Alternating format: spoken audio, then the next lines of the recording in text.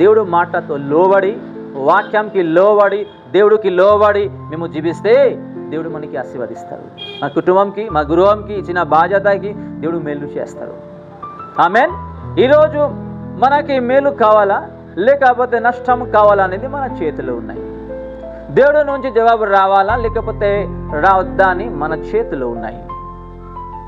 ఈరోజు ఇలా జీవిస్తున్నాము దేవుడితో, దేవుడు వాక్యానుసారంగా ఈరోజు వాక్యం ద్వారా నేర్చుకుందాం. చూడండి, దేవుడు ఎంత మంచి మాటతో ఈరోజు మనకి నేర్పిస్తున్నారు. ఈరోజు నేర్చుకోవాలి 3 విషయాలు. ఒకటి, మనలో ఏ అలవాటు లేకుండా, ఏ బలహీనత లేకుండా, దేవుడికి వ్యతిరేకంగా జీవించి కాకుండా దేవుడు వాక్యానుసారంగా జీవించాలి, దేవుడికి లోబడాలి, వాక్యంకి లోబడాలి, మనలో పరిశుద్ధత ఉండాలి. రెండోదిగా, మేము ఏదైతే దేవుడికి అడుగుతున్నామో దేవుడు జవాబు ఇచ్చినట్టుగా మేము జీవించాలి.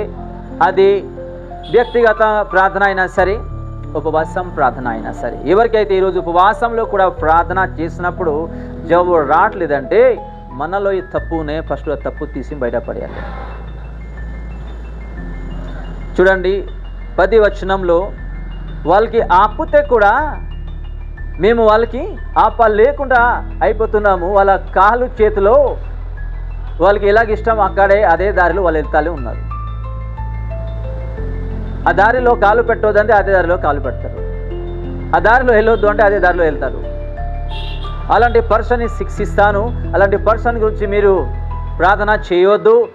అలాగే ఎవరైతే ఇలాంటి విషయంలో జీవిస్తున్నారు, ఉపవాసం ప్రార్థనలో ఏమైనా అడిగితే నేనే వాళ్ళ ప్రార్థనకి జవాబు ఇన్నాను అని ఇక్కడ చూస్తున్నాను. ప్రజలైతే ఉన్నారు, దేవుడికి వ్యతిరేకంగా వాళ్ళు జీవిస్తారు.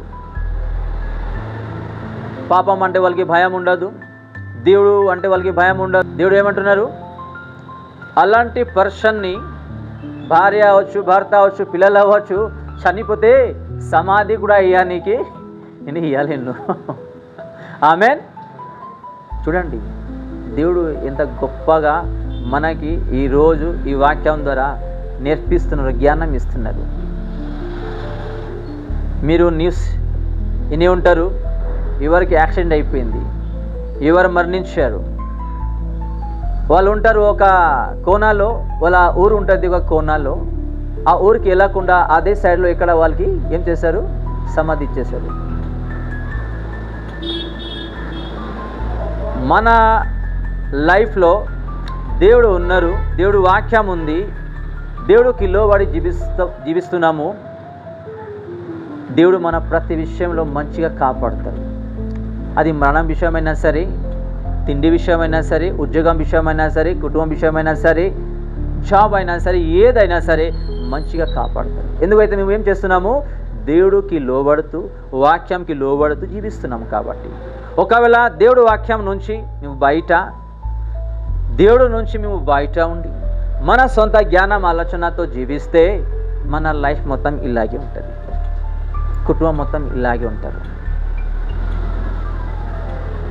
మీరు విని ఉంటారు, లేకపోతే చూసి ఉంటారు, రేపు ఎల్లుండి ఒక వారం రోజు చనిపోతారు అన్నప్పుడు ఆ గృహం నుంచి తీసి ఇంకొక గృహంలో పెట్టేస్తారు. చూసి ఉంటారు, విని ఉంటారు. అంటే చూడండి, వాళ్ళకి ఏ మరణ దినం అయితే ఉన్నాయి, చావు దినాల్లో వాళ్ళకి సేఫ్టీ లేదు, సహాయం లేదు.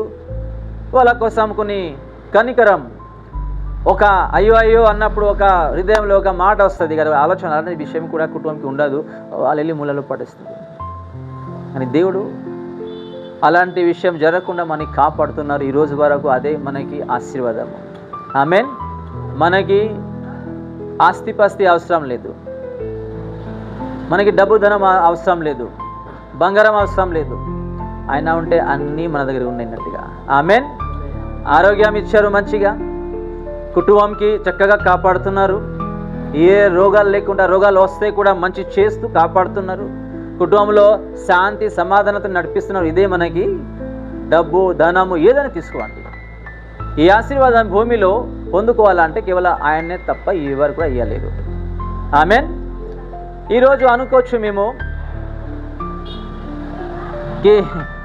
ఎదుట కుటుంబంకి దేవుడు చాలా బ్లెస్ ఇచ్చారు, వాళ్ళకి కార్ ఇచ్చారు, ఇల్లు ఇచ్చారు, అన్ని ఫెసిలిటీస్ ఇచ్చారు, కానీ మన దగ్గర ఏం లేదు అని మేము అనుకోవచ్చు. కానీ మరణించిన తర్వాత ఒక బంగారం, ఒక డైమండ్, ఒక గోల్డ్ ఈరోజు కొనుక్కోవాలంటే కష్టపడితే కూడా మేము కొనుక్కోలేము. అలాంటి ప్లేస్లో మేము మా పాదాలు పెట్టుకొని వెళ్తున్నాము. హల్లెలూయా. ఇక్కడ పరలోకంలో అక్కడ మన కోసం మంచి మంచి గృహం ఏర్పాటు చేసి దేవుడు మనకి ఇవ్వాలి అని ఎదురు చూస్తున్నారు. ఆమేన్.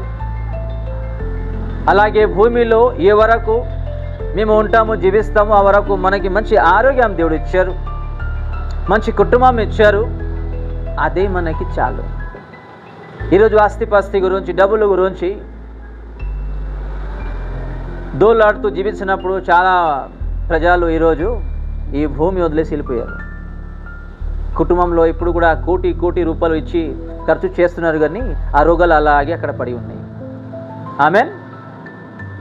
ఇక్కడ చూస్తున్నాము, మొదటిగా మేము దేవుడికి వ్యతిరేకంగా జీవించి కాకుండా వాక్యానుసారంగా జీవించాలి, దేవుడికి వాక్యంకి లోబడాలి.